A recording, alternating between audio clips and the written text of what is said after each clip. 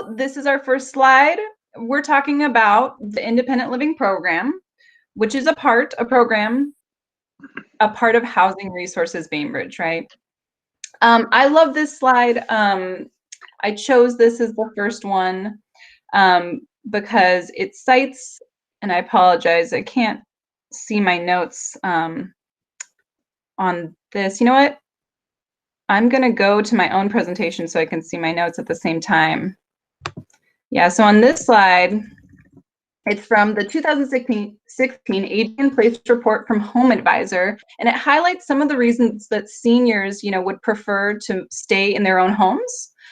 So one reason, it's their home is conveniently located. Others say that they live close to their family, that they're in a familiar neighborhood, that they feel safe in their home, or that they already feel independent in their own homes. All right, so you can go to the next slide. That's just my introductory one. All right, and so a little bit about Housing Resources Bainbridge, the nonprofit organization that houses our program, right?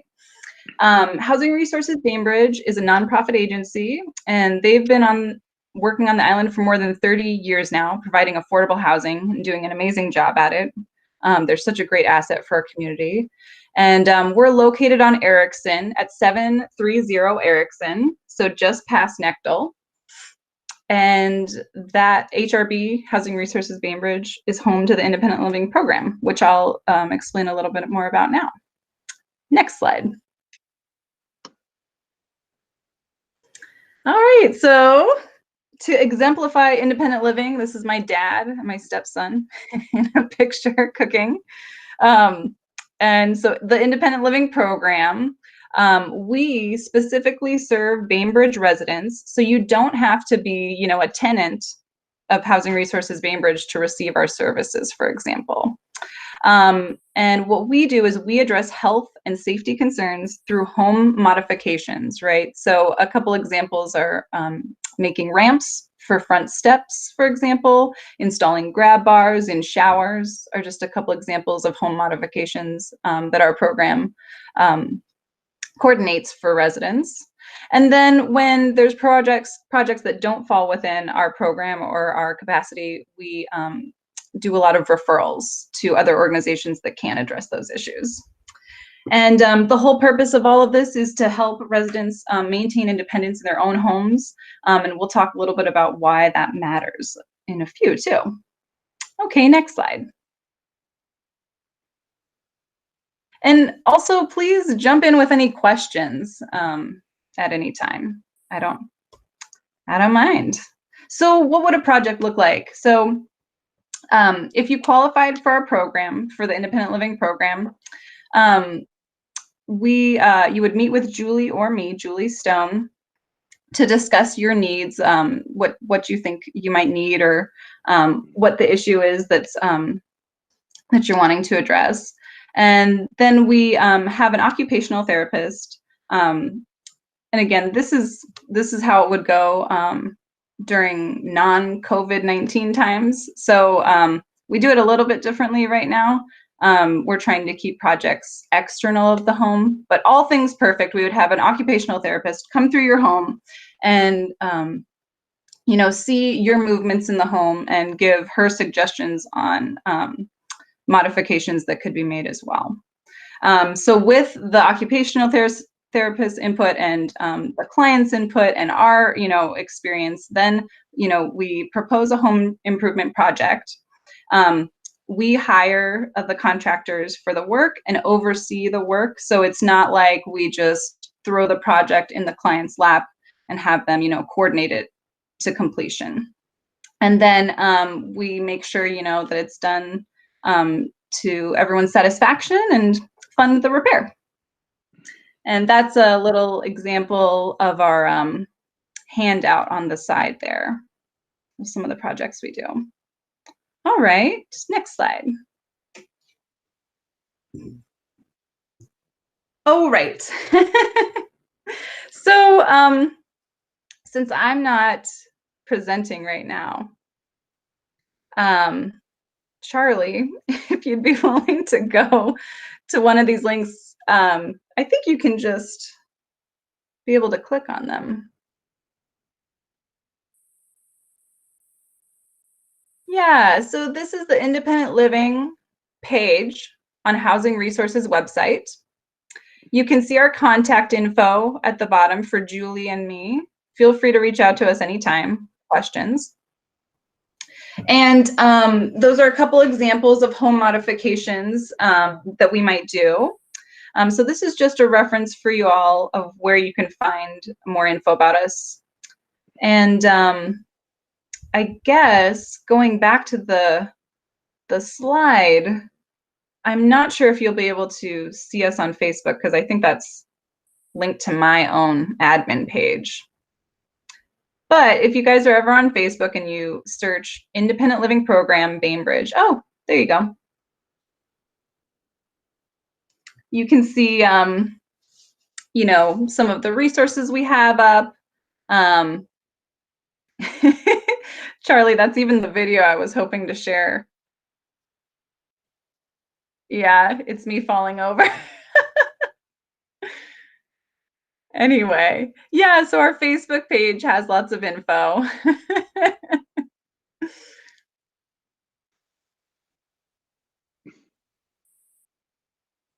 So yeah, this was to get your guys' attention. Exemplify some falls, right?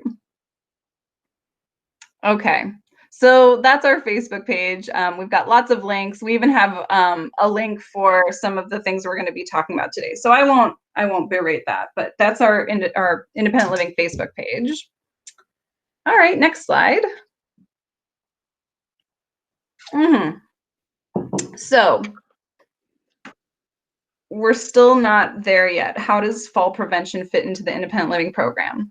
We will get there, I promise. I'm just going to go through a couple more definitions and statistics to kind of exemplify how it all connects. So next slide.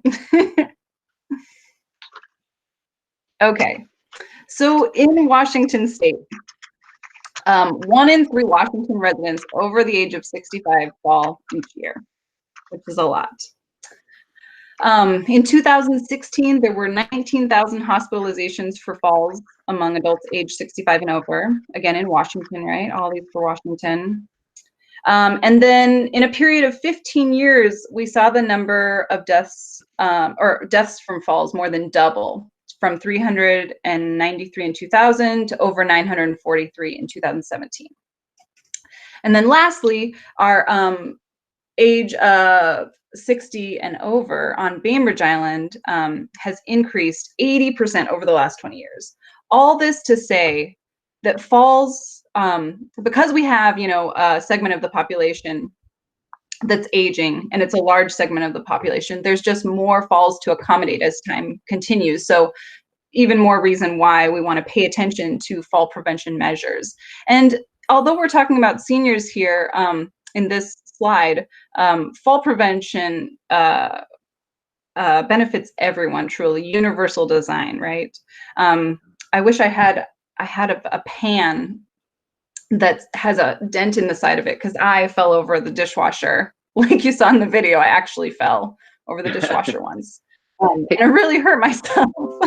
So, hey, Irene, quick question for you. Yeah. Is the when you say show the total number of deaths has more than doubled, is that a reflection of the increase in the population of seniors or some other thing? I believe, what I understand, it's that increase, or it's the aging. It's that aging segment of the population that's larger than other segments of the population. Got it. Right. So yeah, we didn't have as many people over the age of 60 or 65, you know, 20 years ago as we do today, for example. Right. Yeah. Right. Thanks for that. So just to say, yeah, that it matters, right? Falls matter and fall prevention matters. All right, next slide. Okay, so then if you fall, how much does it cost? Okay, so in 2012, gosh, nearly 8 years ago here, it was about $35,000 or $34,000, right, for the hospitalization cost for a fall. All right, and then Charlie, if you'd be willing to click on that link as well, this link here is a great national measure of cost for aging care. So if you scroll down a little bit, actually, yeah, perfect. Okay, so this is showing you the national averages, but Charlie, if you click on Washington State on that map, and then you'll be able to kind of zoom in. Let's see, you can even click near the Seattle area too. There should be a Bremerton. Yep, that's it, right there. So this is our Bremerton area. All right, and so then below, the figures have changed. They've gone up, in fact, compared to the national averages. So for example, right, in-home care, homemaker services, or home health aid is around $6,000 for Bremerton. This is monthly costs, right? And then for assisted living, or let's say there's adult day healthcare is, $1,400 a month, or assisted living nearly $5,000 a month. And then once you get into nursing home facilities, it's 10 grand or over per month, right? All this to say it ain't cheap. And here's my mom bringing me a cup of coffee. Thanks, Mom. You're welcome. Okay, so it's not cheap. So that's why to say falls are increasing, it's expensive. What can we do to maintain independence or maintain safety in our own homes as long as possible to keep these future costs down, right? Or even just to keep our bodies safe, right? Okay, we can go back to the presentation. All right, and next slide. Perfect. Okay, so then how do we do that? How do we make it safer? How do we make it cost less? There's two types of risk factors with falls. There's modifiable risk factors, those that we can change or influence, and then non-modifiable risk factors. So let's start with the non-modifiables. Examples are cognitive impairment, right? Previous falls, we can't change the past. If you've fallen, unfortunately, it increases your likelihood to fall again. Other chronic conditions, advanced age, certain things out of our control. Modifiable risk factors include, for example, lower body weakness. You can do core exercises, right, to increase your strength, increase your confidence, and lower the risk of falls. Home hazards, that's what our program focuses on. That's what we work to try to decrease the risk of falls. So home hazards could include, cords across the floor, or too many throw rugs. If your passages are too narrow to walk down, your hallways are too crowded with things, or things might fall. I know I'm having a hard time coming up with better examples, but home hazards, that's what we focus on. Vision problems is another example of a modifiable risk. So just simply getting corrective lenses, if you didn't have them before, can help you reduce the risk of falls. All right, next slide. Oops. Okay, this is the fun part. So I would say feel free to unmute yourself if you'd like to participate in this part of the presentation. It's kind of an I Spy experience.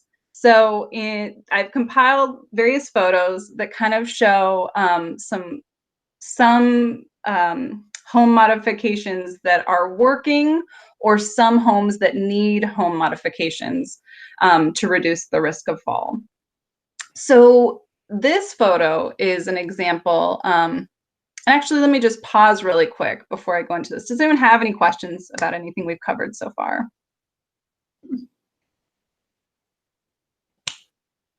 You guys rock. Okay, no need. So take a moment to look at this photo. And I, for example, see three things that they're doing well as far as lowering the risk of a fall. So take a moment, take a look. I'm going to turn off the heater behind me, and yeah, so seriously, shout it out. Anyone see anything that looks like it's reducing the risk of a fall? Single level home. Yes. There's no steps. to enter this home. Absolutely, single level home. If you can have it, it's amazing. All right, anyone see anything else? Seems like it's a wide sidewalk that could take a wheelchair or something. Zaza zoom, yes, wheelchair, walker. It's level and flat, even though it's, you know, winding, it's wide, like you said, and it seems easy to navigate. Okay, I'm gonna share the last one. Having your address visible in case you need emergency services. So we can really clearly see their address on the front of the home. And, you know, some homes in photos might have it, you know, at the road or something, but, you know, whatever the most easily visible place is. All right, anything I'm missing, guys? That's what I know for sure, but. Okay. And yeah, this photo was from an AARP article that I'll post on our Facebook sometime of this couple, Sharon and Howard Johnson, who they intentionally purchased this home, or they might have even built it, I don't recall, but to age in place was their goal. All right, next slide. All right, this is a beautiful home in the Hamptons that you can rent. It's gorgeous, but unfortunately it has a few trip hazards or fall hazards around it. What do you guys see? Two-level house with stairs. Exactly. You've got steps into the home. Yep, you got the crazy walkway too. That's not good. Not good for anybody. Right. It's not consistently level. It doesn't look wide enough. And you know, lighting is an important part of fall prevention, but these lights double as a trip hazard at the same time. So there's also no address. You know, they're almost exactly. Yeah. And a nice swing to bump into. That's right. You know, and the last thing I'll point out too is that although there are railings along the steps, there's no handrail. So if you were mid-fall, it's not as easy to grab onto a wide, you know, 2x4 or whatever it is, as opposed to, you know, a handrail that's specifically made to hold your hand, right?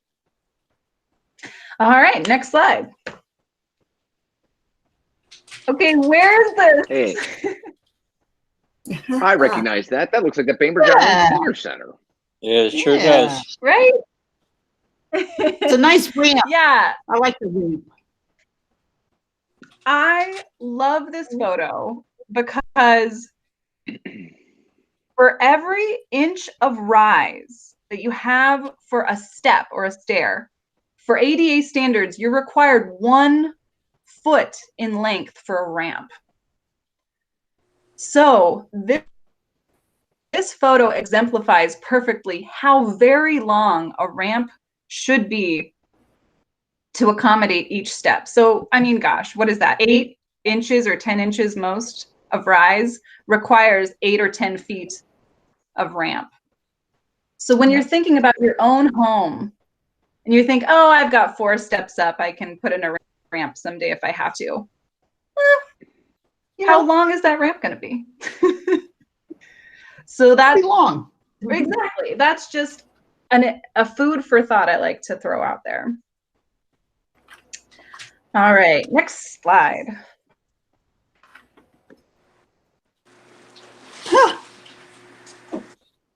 I was waiting for that. All right, so lots going on in this photo. Wow. What can we do better?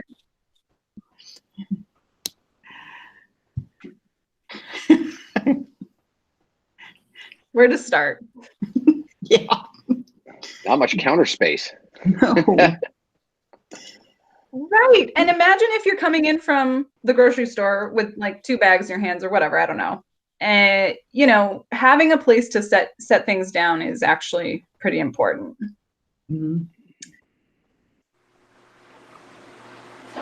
Wow. Too busy. Yeah. It's Too much busy. stuff. It would be hard to find what you want. One thing that I don't love about this photo, but I love that it exemplifies, often I see storage behind the range or the stove, right? So there's those knives and scissors and stuff behind the stove. Imagine your stove's on and you need something over there. You're reaching over potentially an open flame to grab it, or even the cookbooks above.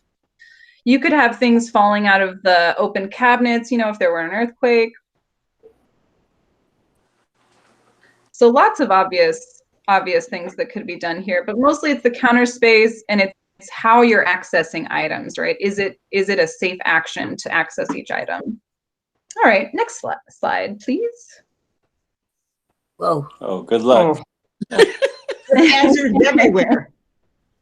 Get that stuff What are they? on the floor. Right? Books in the much junk. floor. Those, Gosh. yeah, the books could fall over or even just, you know, inhibit someone walking through there.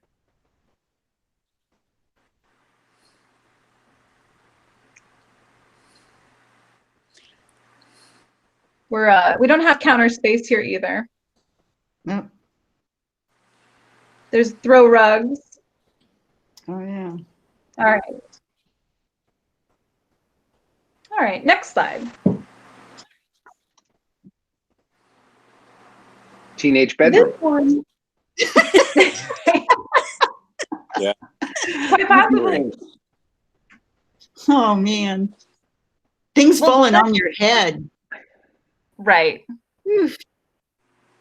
This one I share more, like it's pretty obvious what the problems are here, but more because if there were a fire, it almost looks like that window is blocked. So if this exit we're viewing through the door from were blocked as well, then you wouldn't, I mean, you're cutting out one potential exit in a fire, right? So keeping windows clear is basically what I wanted to convey with this slide here. All right, next one. Here we go. Okay, this one, the problem is obvious in this photo. This poor gal can't turn around in her own kitchen.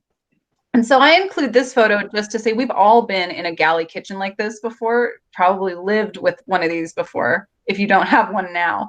So when we think about, you know, aging in place, yeah, just imagining, gosh, poor gal, she has to literally like back in and turn around to access her dishwasher. So yeah, just thinking about anything that might need to, any access we might need in the future. All right, next slide. So this is the same home from the first slide. I love those pull-out drawers for accessibility. In fact, I'm planning on getting those. They're a huge help because if you think about when you've, if you have a cabinet that opens out and you have, let's say, pots or whatever in it, you have to basically get on the floor on your hands and knees, right? Right. So when you have pull-out drawers, yes, you minimize a lot of kneeling. What else? Yours might be coming. It looks like a fold-out Okay. cutting board or preparation area if you, for someone who is in a wheelchair, someone who's in a seated position. Absolutely. Yeah. Yeah, having varying countertops heights. Right. And at least on this side, it's super deep so that somebody with a wheelchair could pull out, you know, do donuts in this part of the kitchen.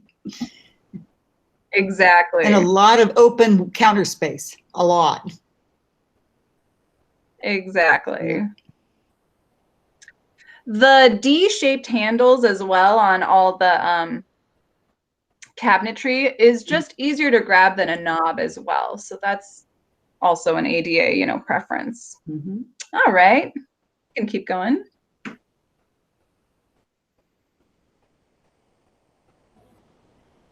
Yeah, so this is actually really sweet. Cabinets by Design. I think they're out of California. I, emailed and asked if I could use this photo, and the guy was like, "Oh yeah, no problem." Very sweet guy. So they do, kitchen remodels, and they have one line that's skewed towards accessibility here, or universal design. So yeah, what are you guys seeing in this photo here? Well, they Accessible gave up. sink. Sorry, go ahead. Accessible sink. Lower.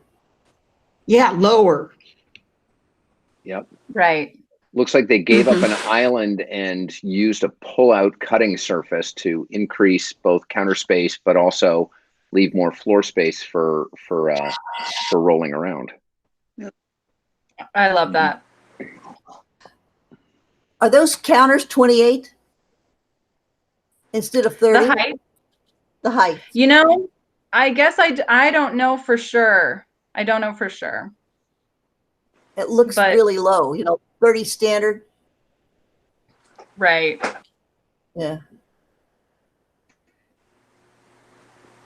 Yeah, and they've got this great lip sort of, or this you can see that the wheelchair has space to roll under the counter a little bit in front of the sink and in front of the stove.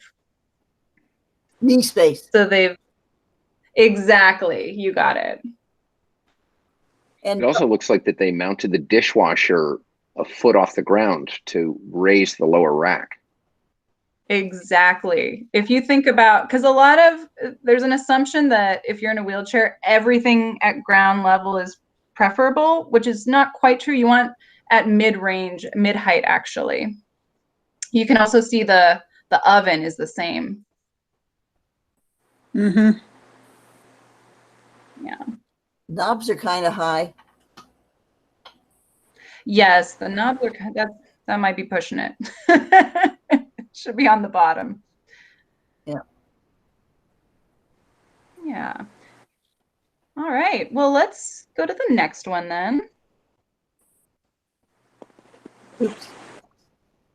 So this is a 90s bathroom that someone on a blog post wanted to update, which is great because so many bathrooms have, well, I'll pause and I'll see what you guys think. What could we do to make this less of a fall hazard? Get rid of the Well, you top. have a step-in tub there.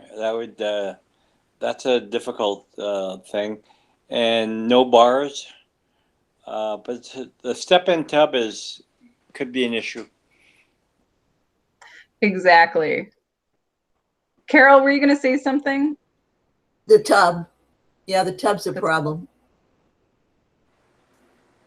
The tub, and so let's say you don't have money to, you don't have 10 grand to put towards a walk-in shower or something. What does anyone have any ideas of cheaper Grab bar. modifications? Grab bars and get rid of that Bars. glass. Yeah, probably. Did you say get rid of the glass? I don't know about those doors. Those doors are scary. That's huge. Getting rid of the doors is like the first thing we would recommend because you're limiting the amount of room you have to get in to a tub that we're saying already requires a step in. And then also, God forbid you fall and break the glass, and then there's glass everywhere and there's additional injuries on top of that. Yeah. Right. Also, the placement of that towel rack without grab bars invites someone to hang on to it like a grab bar. Yeah. So, yeah, making sure to have grab bars so we don't default to the shower rack, right? And then, having a shower or a towel rack for actual towels somewhere appropriate. Okay. And no place for a grab bar by the toilet either. That's true. You might have to mount it into the floor itself. Yeah. Or the wall behind. They kind of have ones that extend out. Oh, okay. Yeah. From the side. Yeah. Mm-hmm. Exactly. Yeah. Lots of cool grab bars these days.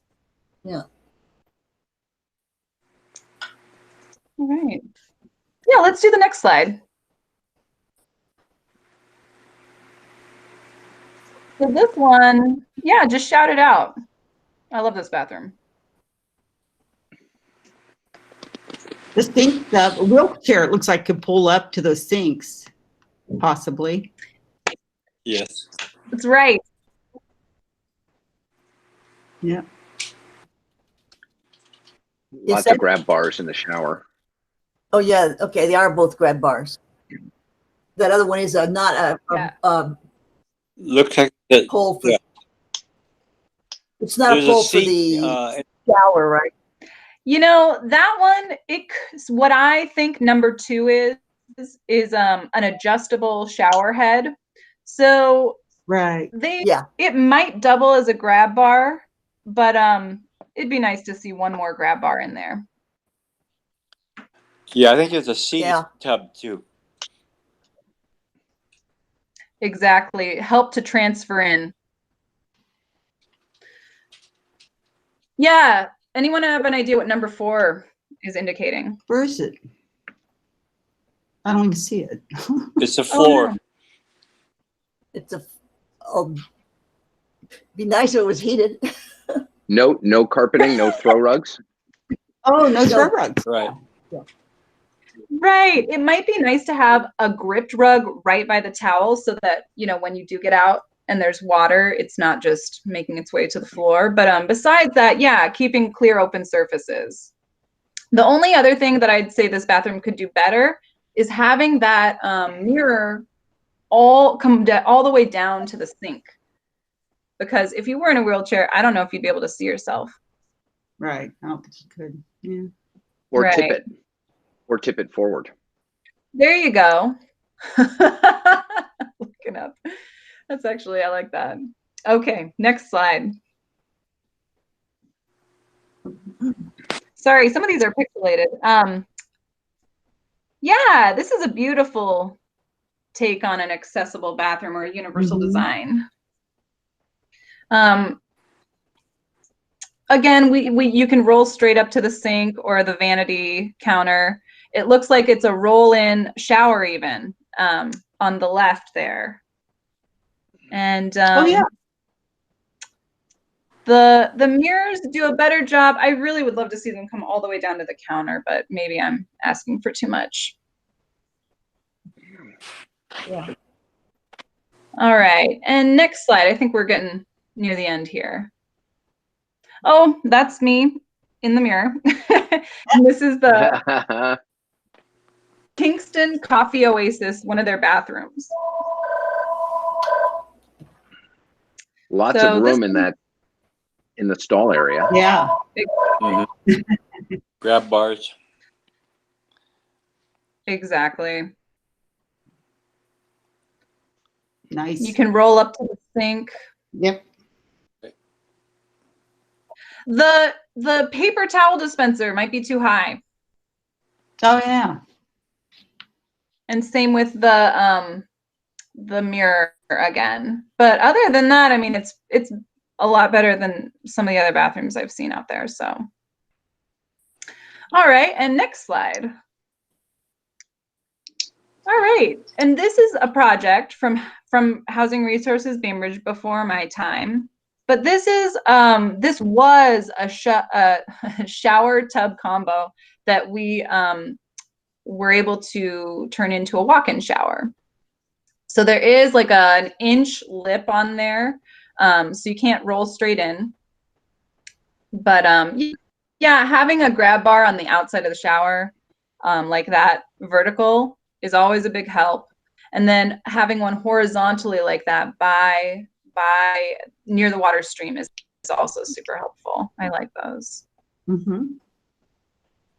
Okay, so let's go to the next slide. I don't even remember what's next. Yes. So if we were in real life, I have these great home fit guides that are basically checklists for your whole home to assess how fall or how many fall prevention measures, you know, you have or need, basically. There is a link, so I'm sure, I guess, however Charlie is going to share links, this is one of them. When I'm done Then on presenting, top I'll of that, make sure it's to get also all the links in. Sorry to interrupt. perfect. No, it's great. And it's also on our Facebook page. But if you go to the next slide, we'll just take a look at a few pages from this guide. Right, so we've kind of talked about some of these things, right? So is there at least one step-free entrance to your home? You know, someone had said single level living, right? Is there a bedroom and a full bathroom and a kitchen on the main level? Are doorways at least 36 inches wide, right? On the very far right, we talked about exterior walkways free of tripping hazards, such as lights. But are your walkways lighted? So, you know, finding that right combo of appropriate lighting. So yeah, we can move on to the next slide.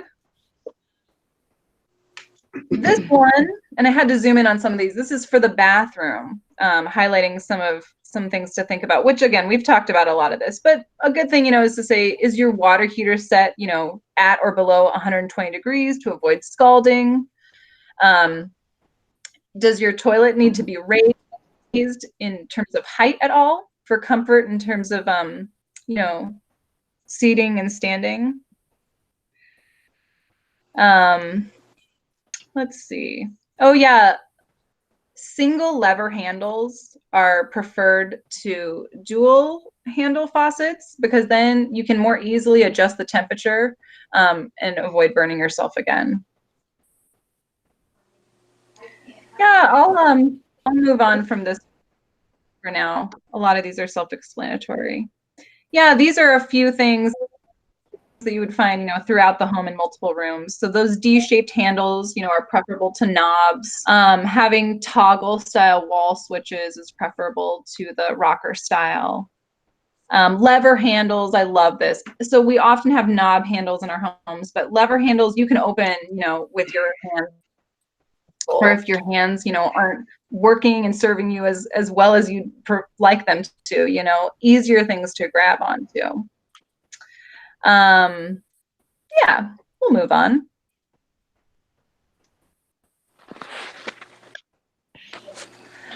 So during this quarantine time, here's a list of some things you can do yourself. So installing night lights through your hallways or in the bathroom, that's always a good one.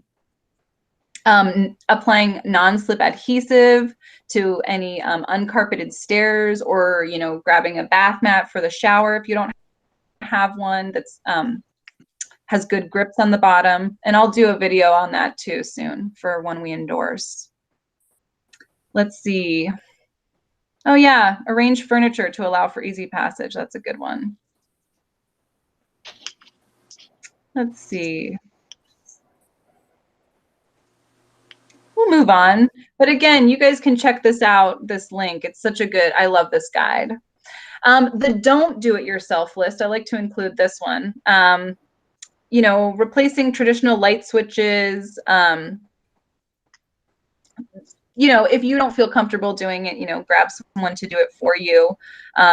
Installing a handrail on both sides of the staircases, you know, I would say do these if you feel comfortable with it. But if you're not, here's some tips for hiring a home improvement contractor.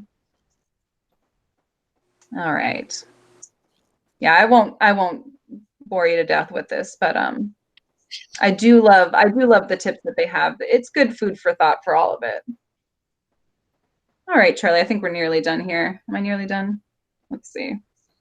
2 slides yeah, left. I am. So this is actually my last slide. Well, this is almost my last slide. If we were in real life, come to one of our presentations, you could win a prize. But I can't do it today. But yeah, number 3 is a grab bar installation. So they're not nothing. These are good prizes. Okay. Yeah. And then last slide is just for questions. So we did it. Yay! We did it in 40 minutes. Good job. Thanks for bearing with me, you guys. So yeah, so does everyone, I guess, understand what housing research or independent living does now? Yes.